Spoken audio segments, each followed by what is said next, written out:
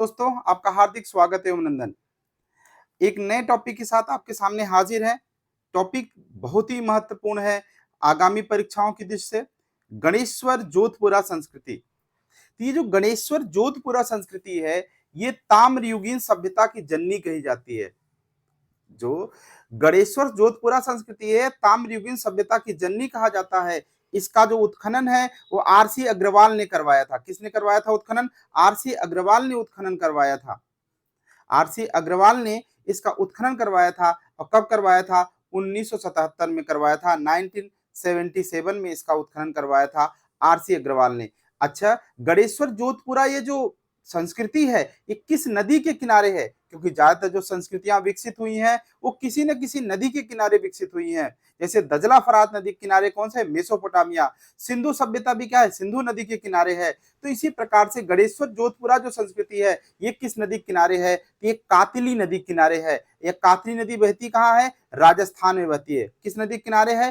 कातिली नदी किनारे है। जो किस राज्य में बहती है? तो वो बहती है राजस्थान राज्य में बहती है।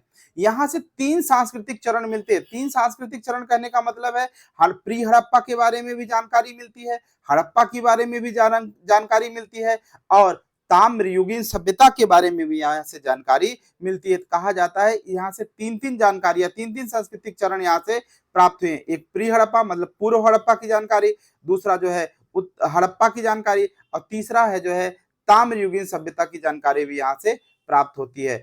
यह हड़प्पा को तांबे की आपूर्ति करता था। ये जो गणेश्वर है, गणेश्वर जो कल्चर है, संस्कृति है, ये क्या करता है? ये जो है हड़प्पा वासियों को किसकी सप्लाई करता था? जो है तो तांबे की सप्लाई करता था, तांबे की आपूर्ति करता था।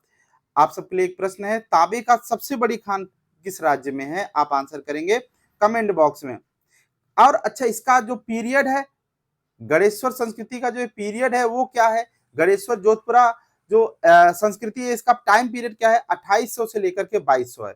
2800 से लेकर 2200 इसका पीरियड है। 2800 से लेकर के 2200 इसका पीरियड है, याद रखिएगा। 2800 से लेकर 22 ईस्वी तक जो है इसका टाइम पीरियड माना जाता है। यहाँ से ये जो गणेश्वर सभ्यता है, गणेश्वर जोधपुरा जो संस्कृति है, सभ्यता है, ये क्या है?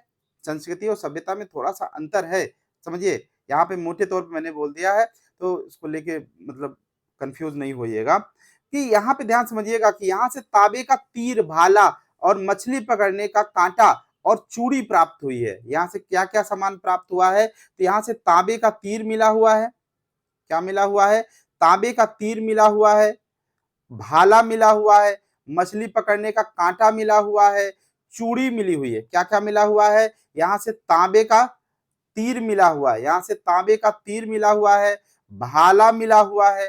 क्या मिला हुआ है? भाला मिला हुआ है। मछली पकड़ने का कांटा मिला हुआ है, मछली पकड़ने का कांटा मिला हुआ है। यहाँ से चूड़ी के प्रमाण भी मिले हैं। ये सब कहाँ से मिले हैं? तो गणेश्वर जोधपुरा संस्कृति से ये साक्ष्य मिले हुए हैं। तो आशा करते हैं आपको ये समझ में आ गया होगा। गणेश्वर जोधपुरा जो संस्कृति है, ये ताम्रयुगीन सभ्यता की जननी कही जाती है। उत्खनन 1977 में आरसी अग्रवाल ने करवाया है।